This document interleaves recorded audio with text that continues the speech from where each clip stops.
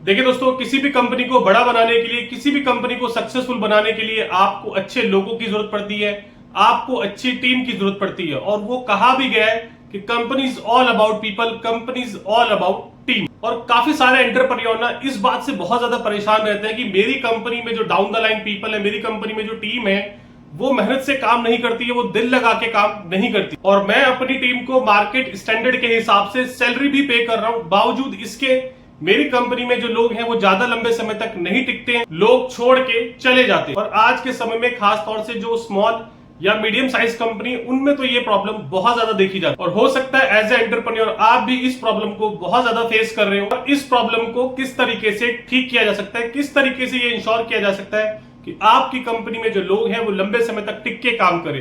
देखिए दोस्तों, आप एक काम तो बहुत अच्छा कर रहे हो कि उनको as per market standard salary पे कर रहे हो, क्योंकि किसी भी व्यक्ति के ना काम करने का जो मोटिवेशनल फैक्टर होता है वो पैसा ही होता है। क्योंकि आप किसी भी इंप्लॉय को अगर मार्केट स्टैंडर्ड के हिसाब से पे नहीं करोगे तो आप ये बात जरूर ध्यान रखना कि वो इंप्लॉय आपके साथ लंबे समय तक नहीं टिकेगा, वो आपको जल्दी छोड़ के जाएगा। पर सैलरी के अलावा भी आपको एज ए बिजनेस ओनर बहुत सारी चीजें अपनी कंपनी में, अपनी टीम के लिए, अपने लोगों के लिए करनी चाहिए, ताकि उनमें वो मोटिवेशन बना रहे, ताकि वो दिल लगा के, एंथुजियाज्म के साथ, ऊर्जा के साथ काम कर। क्या है वो सब चीजें, आइए जानते हैं इस छोटे से वीडियो के माध्यम से। बिफोर स्टार्टिंग दिस वीडियो, आप सब लोगों से मेरी रिक्वेस्ट है कि सबसे पहले प्लीज हमारे चैनल को सब्सक्राइब करें, वीडियो पसंद आए तो वीडियो को लाइक शेयर जरूर करें। देखिए, एक्सेप्ट पेइंग गुड सैलरी, जो काम एज ए एंटरप्रेन्योर आपने करने हैं to keep your team motivated, to retain your team for the longer time, उसमें सबसे पहला काम है रिकॉग्नाइजेशन एंड रिवॉर्ड। देखिए, हर कोई चाहता है कि मेरे काम को एक पहचान मिले। यदि मैं मेहनत लगा के कुछ एक्स्ट्रा काम कंपनी के लिए कर रहा हूं तो उसके बदले मुझे दो तारीफ के शब्द मिल जाए,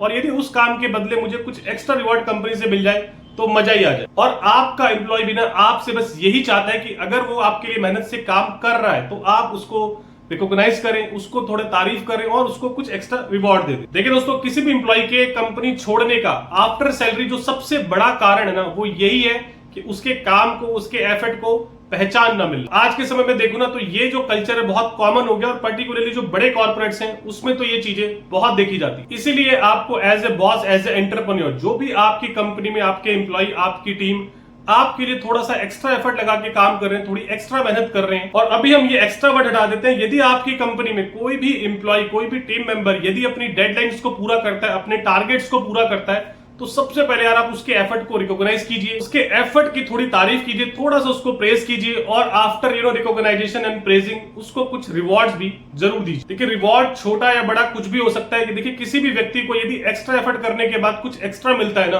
तो वो सबको बहुत अच्छा लगता है। इसका ना जो इंपैक्ट होता है वो बाकी टीम मेंबर्स भी पड़ता है, जब वो देखते हैं कि हमारी कंपनी में इस तरह की चीजें चल रही है कि जो एक्स्ट्रा काम कर रहा है, जो अपने टारगेट पूरा कर रहा है, अपनी डेडलाइन पूरी कर रहा है, उसको कंपनी कुछ एक्स्ट्रा रिवॉर्ड दे रही है, तो उन लोगों के अंदर भी ना वो एक मोटिवेशन फैक्टर आता है कि यदि हम लोग भी अपना टारगेट, अपनी डेडलाइंस को पूरा करेंगे तो हमें भी कंपनी इस तरीके से रिकॉग्नाइज करेगी और हमें रिवॉर्ड देगी। इसलिए दोस्तों, आपने देखा भी होगा कि बहुत सारी कंपनी में ना एम्प्लॉय ऑफ द मंथ का कल्चर होता है, स्टार ऑफ द मंथ का कल्चर होता है। और एक चीज का आपने यहाँ पे जरूर ध्यान रखना है कि जो भी आप रिवॉर्ड्स कंपनी में दे रहे हैं तो ये एक तो इंस्टेंट होने चाहिए और रेगुलर होने चाहिए। ऐसा ना हो कि आपने रिवॉर्ड अनाउंस तो कर दिया लेकिन एम्प्लॉय को उसके लिए बहुत ज्यादा वेट करना पड़ता। तो ये स्ट्रेटेजी ना आप भी एज ए एंटरप्रेन्योर अपनी कंपनी में अप्लाई कर सकते हो, इंप्लीमेंट कर सकते हो। जो भी आपके कंपनी के एम्प्लॉय या टीम मेंबर्स हैं जो आपके लिए एक्स्ट्रा एफर्ट लगा के काम कर रहे हैं, आज से ही उनको रिकॉग्नाइज, प्रेज एंड रिवॉर्ड देना शुरू कीजिए। नंबर सेकंड अगर मैं पॉइंट की बात करूं तो वो है कंपनी कल्चर। देखिए दोस्तों, company culture second most important point है किसी भी कंपनी के लिए,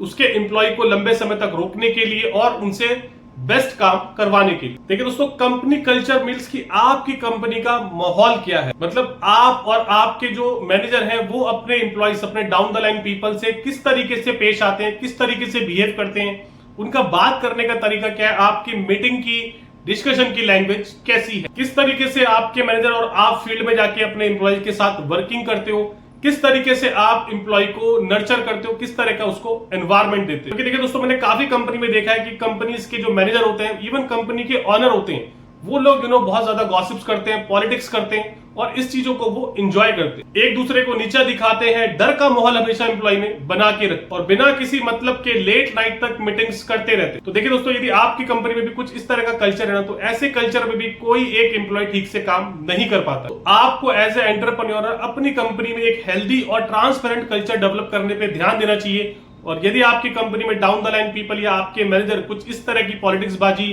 या गॉसिप्स बाजी में एंजॉय करते हैं, उसको बढ़ावा देते हैं, तो उसको सप्रेस कर देना चाहिए और उनके खिलाफ तुरंत एक्शन लेना चाहिए ताकि बाकी सब लोगों में भी एक सही मैसेज जा सकते। देखिए दोस्तों, तीसरे अगर मैं पॉइंट की बात करूं तो वो है लीड बाय एग्जांपल। देखिए दोस्तों, as a business owner, as a entrepreneur, आपको अपनी टीम को, अपने एम्प्लॉइज को फ्रंट से लीड करना पड़ेगा। और मैं यहां पे बात कर रहा हूं पर्टिकुलरली जो स्मॉल और मीडियम साइज कंपनीज है, क्योंकि देखिए दोस्तों, पर्टिकुलरली जो स्मॉल और मीडियम साइज कंपनी होती है ना, वहां पे एम्प्लॉय और टीम जब तक टिक के काम नहीं करेंगे, जब तक उस कंपनी का लीडर उनके सामने एक एग्जाम्पल सेट नहीं करेगा कि किस तरीके से काम करना है, किस तरीके से मुश्किल टास्क को कंप्लीट किया जाता है, किस तरीके से जो हमारे सामने प्रॉब्लम्स हैं, चैलेंजेस हैं, उनको ओवरकम किया जाता है। क्योंकि as a business owner, as a leader, जब तक आप खुद इफेक्टिव नजर नहीं आओगे ना, तब तक आपके एम्प्लॉय, आपकी टीम, आपकी कंपनी और आपके ऊपर भरोसा नहीं करेगी। इसलिए सबसे पहले आपको as a business owner, as a leader अपनी टीम के आगे अपना एग्जाम्पल सेट करना। और यदि आप इस काम में सक्सेसफुल हो जाओगे ना, तो आप देखना दोस्तों कि जो आपकी टीम है,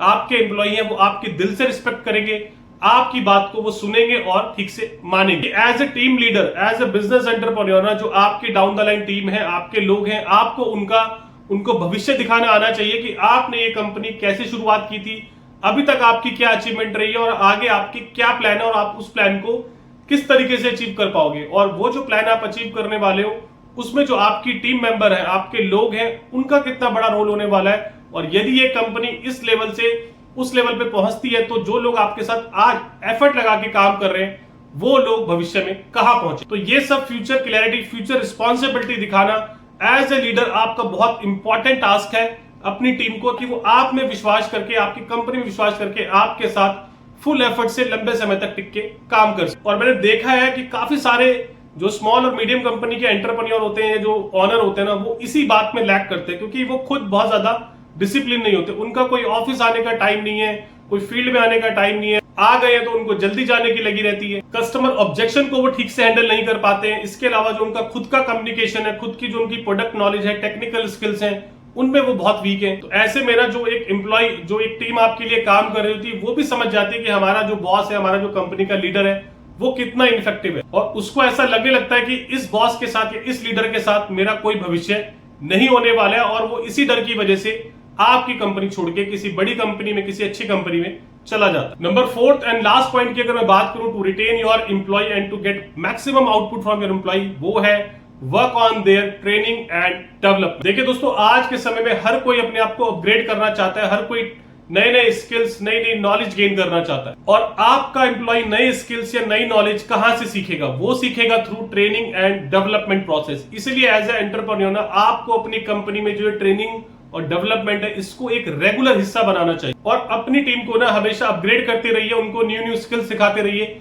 इससे क्या होता है ना, एक एम्प्लॉय का कॉन्फिडेंस भी बढ़ जाता है और वो मार्केट में आपकी कंपनी के लिए बेटर परफॉर्म कर पाता है। ट्रेनिंग से ना एक एम्प्लॉय का एक अलग ही लेवल का माइंडसेट डेवलप होता है, जो आपको आपके बिजनेस बढ़ाने के लिए बहुत हेल्प करता है। क्योंकि ये बात आप भी जानते हो कि आप अकेले सारे काम नहीं कर सकते हो। आपको फर्दर एक्सपेंशन के लिए, कंपनी बढ़ाने के लिए कुछ ऐसे रिस्पॉन्सिबल लोग चाहिए जो अपने कंधे पे आपकी कंपनी की रिस्पॉन्सिबिलिटी को लेके आगे बढ़ सके। और ऐसे लोग ना, ऐसे एम्प्लॉय आपको कहीं बाहर मार्केट से नहीं मिल सकते, आपको वो खुद डेवलप करने होते हैं, आपको वो खुद तैयार करने होते हैं। और आप ऐसे एम्प्लॉय, ऐसी टीम तैयार कर पाओगे प्रॉपर ट्रेनिंग से, उनके प्रॉपर डेवलपमेंट से। तो देखिए दोस्तों, ये कुछ ऐसे पॉइंट्स थे जिनको आप अपनी कंपनी में as a business owner implement कर सकते हो, अप्लाई कर सकते हो टू रिटेन योर एम्प्लॉय।